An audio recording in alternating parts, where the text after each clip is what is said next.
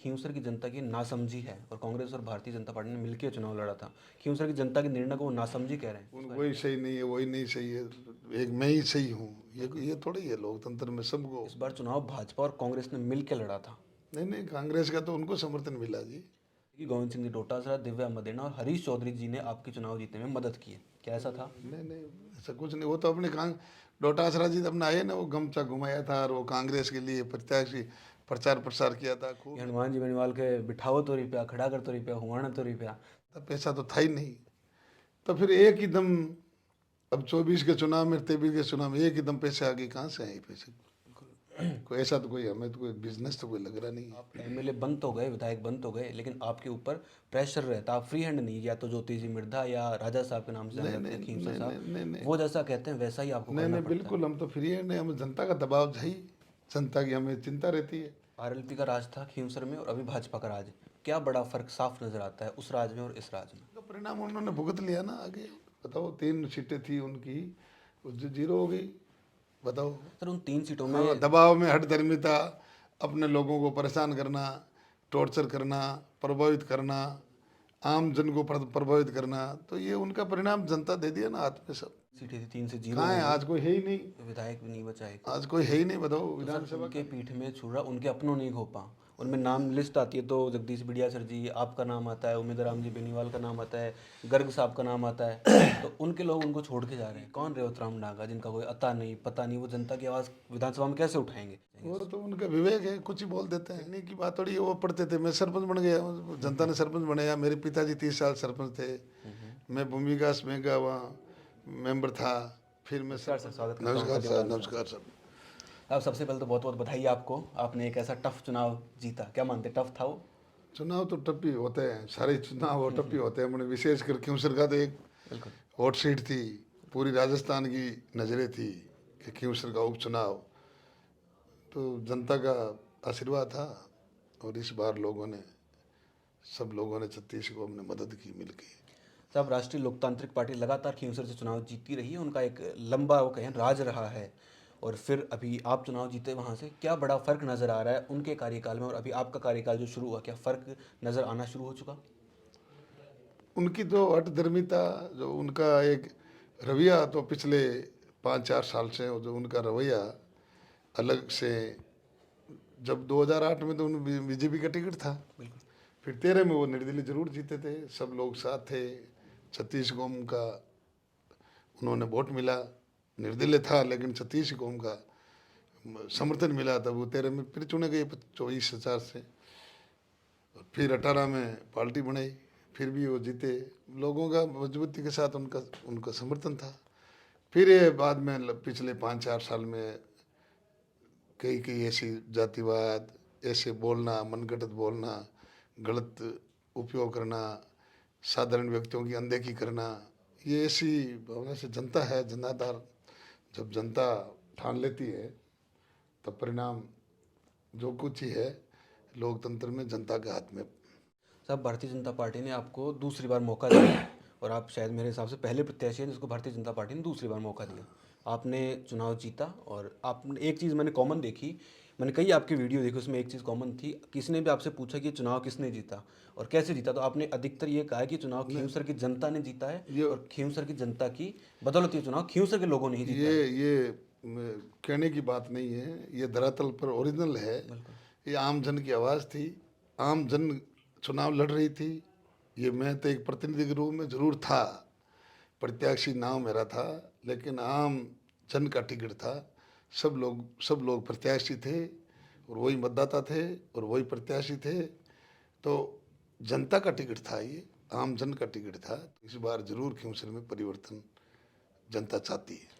Sir जनता ने परिवर्तन चाहा और आपको विधायक बनाया। आपने कहा कि खींवसर की जनता की बदौलत मैं विधायक बनाऊं, हकीकत ये थी। जन लेकिन अब आम जन ने क्यूंसर की, जो 23 का चुनाव था तो वो भी जनता नहीं लड़ा, लेकिन जो 24 का चुनाव था, उपचुनाव था, तो सारे 36 कौम के लोग, आम जन मिल के चुनाव लड़े थे, मजबूती के साथ चुनाव लड़े थे। हमारा दूर दराज बहुत बड़ा लंबा क्षेत्र थे, 150 किलोमीटर क्षेत्र में लंबा चौड़ा धरातल पे क्षेत्र है।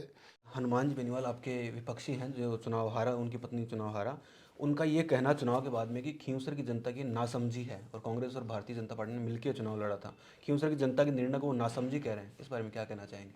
वो तो ना समझी के तो उनकी हठधर्मिता है, बेवकूफ़ी बात। वो कह सकती है, वो उनकी मर्जी है। जनता को ना समझी बताते जनता ही है। लोकतंत्र में सब कुछ जनता 20 साल से उनको समर्थन दे रही है, और एक बार हो गए ना समझी होगी, जनता है, कभी किसी को मौका देती है। तो ये सारा काम वो अपना विवेक है, अपने विवेक से वो कुछ ही कह सकते हैं। हनुमान जी बेनीवाल भी जाट समाज के नेता हैं, आप भी जाट समाज से आते हैं, साथ में दिव्या मदेरना जी, गोविंद सिंह डोटासरा जी, सतीश पूनिया, हरीश चौधरी जाट समाज के कद्दावर नेता के तौर पर ही देखे जाते हैं। लेकिन हनुमान जी बेनीवाल अक्सर ये देखा जाता है कि और जो जाट समाज के नेता है, चाहे वो भाजपा के हो चाहे वो कांग्रेस के हो, अधिकतर सबके खिलाफ बोलते हैं, उनको देखा गया है। क्या इसके पीछे की बड़ी वजह मानते हैं आप? वो उनकी हठधर्मिता है कि मैं बोलता हूँ और उनको ऐसे करते, तभी तो ये जनता ने परिणाम दे दिया ना। उनका परिणाम दे दिया ना जनता ने। उन वही सही नहीं है, वही नहीं सही है, एक मैं ही सही हूँ, ये थोड़ी है। लोकतंत्र में सबको अलग अलग जिम्मेवारी होती है। जहाँ जहाँ अपने अपनी पार्टी में होते हैं, वो अपने अपने लोगों के बीच रहते हैं। अपनी जगह पे वो सब अपने जनता के बीच रहते हैं, तो जनता का प्रतिनिधि के रूप में काम करते हैं। सब वो एक चीज़ और कहते रहते हैं कि इस बार चुनाव भाजपा और कांग्रेस ने मिल के लड़ा था। नहीं नहीं, कांग्रेस का तो उनको समर्थन मिला जी। कांग्रेस के जो लोग थे, हमारे कांग्रेस के प्रत्याशी थे, वो तो सुबह 8 बजे उनको, उनके खुद का वोट है कि आप तो उसको आरएलपी को दे दो, वो तो खुद कह रहे थे। और हमारे कई ऐसे कांग्रेस के वोट थे, तो उनको कम नहीं तो भारतीय जनता पार्टी खींवसर में इस बार उपचुनाव में कम से कम 30,000 वोटों से जीती थी। कुछ कांग्रेस का वोट, 15,000 वोट कांग्रेस का उनको मिल गया। फिर उनको मिलने से कांग्रेस तो बिल्कुल 5400 वोटों से आ गई।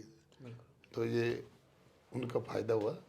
कि गोविंद सिंह जी डोटासरा, दिव्या मदेरना और हरीश चौधरी जी ने आपके चुनाव जीतने में मदद की है, क्या ऐसा था? नहीं नहीं, ऐसा कुछ नहीं। वो तो अपने डोटासरा जी अपना आए ना, वो गमछा घुमाया था और वो कांग्रेस के लिए प्रत्याशी प्रचार प्रसार किया था, खूब मेहनत की उन्होंने। जो हमारे कांग्रेस के प्रत्याशी थे ना, वो उन्होंने हनुमान बेनीवाल से, उन्होंने वो उनका हनुमान बेनीवाल का समर्थन किया था। अब बार नहीं, पिछला जब उपचुनाव थे तभी उन्होंने बीजेपी में थे, तब कांग्रेस का उन्होंने हरेंद्र जी मिर्जा कांग्रेस में थे और ये कांग्रेस में थे। तब बीजेपी नहीं, कांग्रेस में, फिर आए बीजेपी में, तभी आए बीजेपी में। पहले ये कांग्रेस में थे, तो हरेंद्र जी मिर्जा उपचुनाव लड़े थे। हनुमान जी के भाई नारायण जी बेनीवाल थे उस टाइम में, अभी हुआ था। तो उन्होंने उस टाइम भी उसकी मदद की, हनुमान बेनीवाल की। और फिर पंचायत चुनाव हुए थे, पंचायत राज के चुनाव हुए थे, तो भी हनुमान बेनीवाल के साथ इन्होंने। तो इस बार भी जरूर कांग्रेस का टिकट था। पहले बीजेपी ज्वाइन की, फिर उपचुनाव में इन्होंने कांग्रेस का टिकट लिया और फिर कांग्रेस ज्वाइन की, और कांग्रेस का प्रत्याशी पार्टी ने प्रत्याशी बनाया। तो अब रिछपाल जी मिर्दा अक्सर ये कहते रहे, आप तो हनुमान जी बेनीवाल के साथ हैं तो अक्सर उनको जानते होंगे, अच्छे से आप जानते हैं, तो रिछपाल जी मिर्दा कई बार कहते रहते हैं कि हनुमान जी बेनीवाल के बिठाओ तो रुपया, खड़ा कर तो रुपया, हुआना तो रुपया। तो क्या ये सत्य है कि वो हर जगह अपना समीकरण बिगाड़ने के लिए लोगों का समीकरण भाजपा कांग्रेस का? रिपया तो वो आपके सामने है। रिपया तो हम धरातल से जुड़े हुए थे।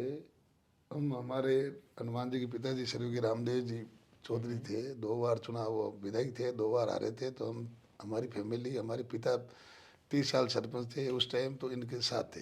मैं भी सरपंच था तो उनके साथ थे। और फिर 58 में इनका टिकट कट गया, फिर 3000 में, 2003 में टिकट कट गया, तो फिर निर्दलीय वो चुनाव लड़ा।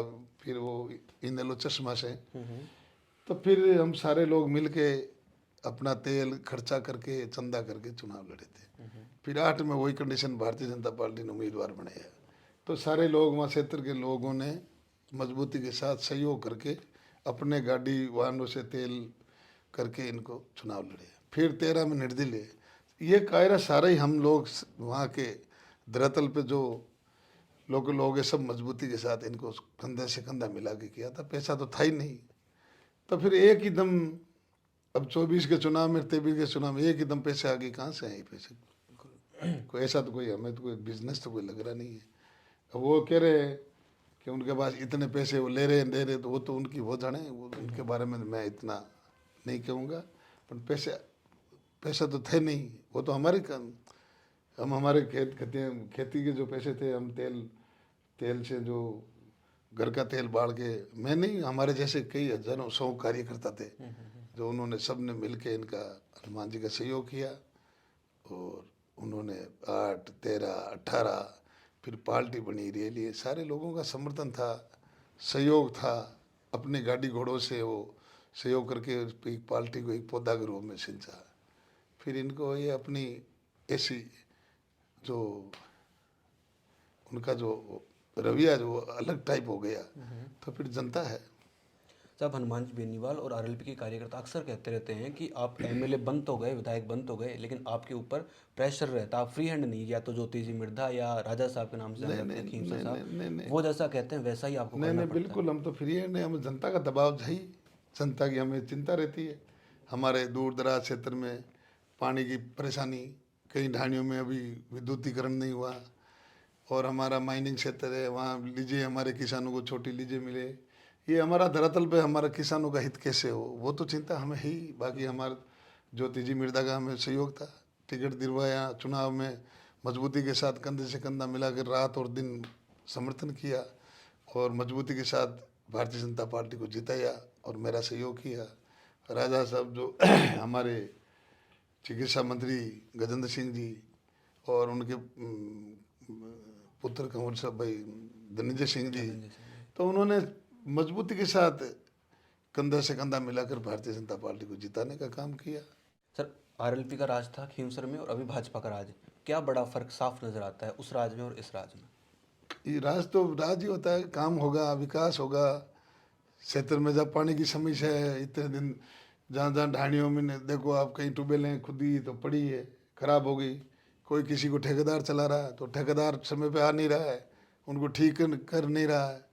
तो अभी सारा जो ढांचा है, धीरे धीरे धीरे धीरे भारतीय जनता पार्टी की सरकार है, और सरकार हमें प्रतिनिधि के रूप में जनता हमें चुना, तो हम जनता के बीच रहेंगे। और भारतीय जनता पार्टी के वरिष्ठ नेता, आम कार्यकर्ता का सबका सहयोग लेकर के हमारे खींवसर का पानी की समस्या से निजात मिले, सबको समय पे पानी मिले, समय पे लाइट मिले, सड़कों में सड़क मिले, स्वास्थ्य के जहाँ जहाँ डॉक्टर है, गौर है, तो हमारे चिकित्सा मंत्री जी है हमारे लोकल खींवसर के, तो हमारी चिकित्सा सुविधा मिले।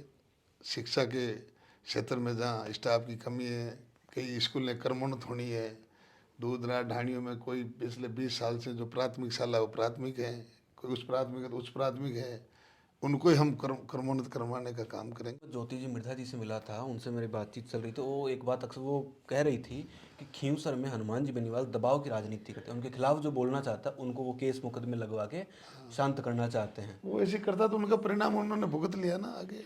बताओ, 3 सीटें थी उनकी, वो जो 0 हो गई।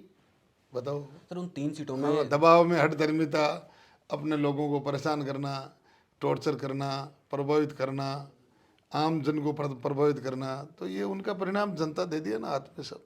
साहब, आपने कहा 3 सीटें थी, 3 से 0 कहाँ हो है, गई, आज कोई है ही नहीं। विधायक भी नहीं बचा एक। आज कोई है ही नहीं। बताओ, तो सर, विधानसभा खाली वो, पर जो बड़ेपन बोलते हैं ना, उनका जनता ट्रीटमेंट जानती है। जनता के खुद के अधिकार है, खुद का विवेक है, वो लोकतंत्र है। भारत हिंदुस्तान हमारा लोकतंत्र का देश है। वो एक चीज़ और कहते रहते हैं सर कि उनके पीठ में छुरा उनके अपनों नहीं घोंपा। उनमें नाम लिस्ट आती है तो जगदीश बिड़िया सर जी, आपका नाम आता है, उमेद राम जी बेनीवाल का नाम आता है, गर्ग साहब का नाम आता है, तो उनके लोग उनको छोड़ के जा रहे हैं। उनको तो साहब जगदीश बढ़िया सर से मैं पहले का था, जगदीश जी फिर परिश्रमण हुआ 2008 में, फिर नागौर का क्षेत्र है वो खींवसर विधानसभा बनी थी। मैं उनसे बहुत पहले का था, मुंडवा विधानसभा हुआ करती थी। तो जब से 2008 से हम चुनाव लड़े थे, मैं रात और दिन हनुमान जी के साथ था। आगे मैं था, पीछे थे हनुमान जी।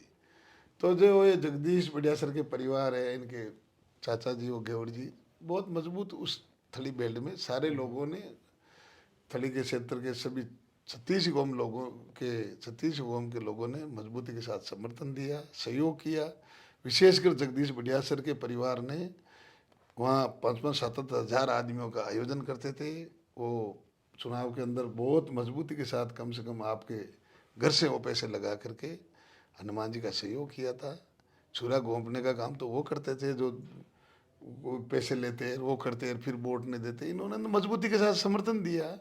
फिर हो गई इनकी प्रधान की टाइम इन्होंने टिकट पहले हाँ भरी, फिर इनका इन टाइम में इनका टिकट काट दिया, नहीं दिया तो उन्होंने चुनाव लड़ लिया। चुनाव तो भाई भाई लड़ते हैं, तो उन्होंने प्रधान का चुनाव लड़ लिया, और प्रधान का चुनाव लड़ा तो दूसरे लोगों का उनको समर्थन मिल गया और प्रधान बन गया। बिल्कुल। इसमें क्या बात है, छुरा घोंपने की कौन सी बात है। फिर वो अलग अलग हो गए, दो भाई वही होते हैं अलग अलग, छुरा घोंपने की किसी बात है। सब लोगों ने, हम लोगों ने तो एक पौधा के रूप में एक पौधा को सींचने का काम किया। खिंवसर की आम जनता ने पौधा को सींचने का काम किया। सर, खींवसर में आपने चुनाव जीता, अभी जनता को उम्मीद है, सरकार आपकी है, राज आपका है, तो बजट भी पेश होने वाला है। बिल्कुल, पिछला जो बजट था, पिछला तो बजट था, उस बजट में हमारे खिंवसर की जो मजबूती के साथ हमारे पार्टी के भारतीय जनता पार्टी के वरिष्ठ नेता वो यशस्वी मुख्यमंत्री भजन लाल जी ने पूरा ध्यान रखा। सड़कों का हमें जाल बिछा दिया, चिकित्सा में, शिक्षा में और सड़कों में, ट्यूबवेलें, सारे पूरा पूरा हमारे खिंवसर का ध्यान रखा। और इस बार हमें उम्मीद ही नहीं, पूर्ण रूप से हमारे खिंवसर का अलग ही एक विकास के लिए, चाहे शिक्षा के संबंध में हो, चाहे सड़कें हो, चाहे चिकित्सा हो, चाहे पानी के हो, ट्यूबवेल नए नलकूप हो, और पानी के ऊपर जो कई गांवों में टंकियाँ के सारे काम, इस बार काम तो चल ही रहा है। और फिर बजट में एक खिंवसर का हमें आशा है, और ज़रूर हमारे यशस्वी मुख्यमंत्री जी पूरा पूरा ध्यान रखेंगे। विधानसभा सेशन चल रहा है, तो आपने बहुत अच्छी तरीके से जनता की आवाज़ उठाई, खींवसर के लोगों की बात रखी। तो हनुमान जी बेनीवाल ने एक चीज़ और कही कि कौन रेवतराम डांगा, जिनका कोई अता नहीं पता नहीं, वो जनता की आवाज़ विधानसभा में कैसे उठाएंगे? वो तो उनका विवेक है, कुछ ही बोल देते हैं, जनता जन वो कुछ ही बोल देते हैं, उनका तो विवेक है अपना। आप बोलने से क्या होता बताओ। मैं तो उस टाइम जब हनुमान जी यहाँ पढ़ते थे, उन्होंने कहा ना कि हमारी ट्रेनिंग, हमारे से हाँ, ट्रेनिंग ली। बिल्कुल। ट्रेनिंग की बात थोड़ी है, वो पढ़ते थे, मैं सरपंच बन गया, जनता ने सरपंच बनाया। मेरे पिताजी 30 साल सरपंच थे, मैं भूमि विकास बैंक का वहाँ मेंबर था, फिर मैं सरपंच, जनता ने हमें सरपंच चुना, ये आए थे, तो कंधा से कंधा मिलाकर हमें तो इनको सींचने का काम किया। इनके पिताजी का स्वर्गवास हुआ था, मैं 10 बजे रात को इनके साथ 10:30 बजे तो मैं गया था, फार्म भरा था, जब 98 का चुनाव था। तो फार्म पहले दिन, 2 दिन पहले फार्म भरा था, और 2 दिन पहले 8 साढ़े 10 बजे तो मैं गया था। मैं तो बहुत शुभचिंतक था, मैं तो पारिवारिक था, और 12 बजे उनका स्वर्गवास हो गया। तो मैं तो कंधा से कंधा मिला के उन बुजुर्गों के साथ में कार्यकर्ता के रूप में काम करता था। फिर इन्होंने अपनी हठधर्मिता से कुछ भी कहे, वो अपना विवेक है। सर, खींवसर का विकास आप करना चाहते हैं, करेंगे भी, लेकिन प्रमुख 3 कार्य मैं जानना चाहूँगा जो सबसे पहले आप करना चाहते हैं अपने विधानसभा क्षेत्र में। हमारा पहले तो, सबसे पहला तो हमारा यही है कि हमारे किसानों का हित कैसे हो, समय पे हमें किसानों को लाइट मिले, और हमें हर घर पानी मिले। और दूसरा हमारा माइनिंग क्षेत्र है लंबा चौड़ा, खनिज जो माइनिंग है उनको हमें कुछ दिन लगाया, लेकिन अभी आज तो बोलने की आई नहीं बारी, अगले हफ्ते आएगी, 18 तारीख के बाद भी आएगी। तो हमारे पहले भी मैंने मुख्यमंत्री जी से मैं मांग की कि नई खनिज नीति बने, और उनके साथ साथ हमारे किसानों को 1 हेक्टर 1.5 हेक्टर की जो छोटी लीज सरकार बना दे, तो आम किसानों का वो खातेदारी हीन भी नहीं होंगे, जमीन भी उनके रह जाएगी, और उनका रोजगार भी होगा, और सरकार को भी रेवेन्यू मिल जाएगी। जो सरकार बड़े बड़े उद्योग 2-2 हज़ार 3-3 हज़ार बीघा जमीन बड़े बड़े सीमेंट प्लांट वालों को, उद्योगपति को दे रहे हैं ना, उसके बजाय हमारी यही मांग रहेगी कि 1 हेक्टर 1.5 हेक्टर की छोटी लीजें कर दें आम किसान को, और वो किसान का अपना रोजगार ही होगा, और युवाओं को रोजगार मिलेंगे, और किसान अपना जो एक खेती खलिहान के टाइप वो काम करेंगे, तो वर्षों वर्षों तक ये खनिज वो उसका रोजगार बंद नहीं होगा। तो उस पर हम जरूर हमारे हमारे यशस्वी मुख्यमंत्री जी से उम्मीद कर रहे हैं कि भी उसमें खनिज नीति में ज़रूर कुछ न कुछ परिवर्तन होगा, और हमारे खिंवसर क्षेत्र का और हमारे पूरे जिला का जो माइनिंग है, पूरा राजस्थान है, तो उनके आम किसान को राहत मिलेगी, और वो भूमिहीन भी नहीं होंगे। कि वो ज़मीन एक बार दे देंगे, पैसे आ जाएंगे, तो पैसे तो चले जाएंगे, नहीं तो धीरे धीरे अपना रोजगार भी चलाएंगे, और अपना साधन ही हो जाएगा, खेती टाइप हो जाएगा, और आम जन को, लोगों को रोजगार ही मिलेंगे। ये सबसे महत्वपूर्ण मांग हमारी ये रहेगी कि हमारे किसानों को छोटे लीज धारक पट्टा मिले और विशेष पानी की तो है ही, और समय पे लाइट मिले, और हमारे किसानों की जो जिनसे हैं वो तो एक राजस्थान गए, उनका समर्थन मूल्य बढ़े, और एमएसपी पे समय पे जो क्राइटेरिया बना हुआ है वो समय पे सरकार खरीद करे, और समय पे किसानों को, हर तरह का किसानों का ध्यान रखा जाए। हम सबको साथ लेके चलेंगे, छत्तीस कौम को साथ लेके चलेंगे, आम जन का हित होगा, कोई किसी का अहित नहीं होने देंगे, सबको साथ लेके चलेंगे।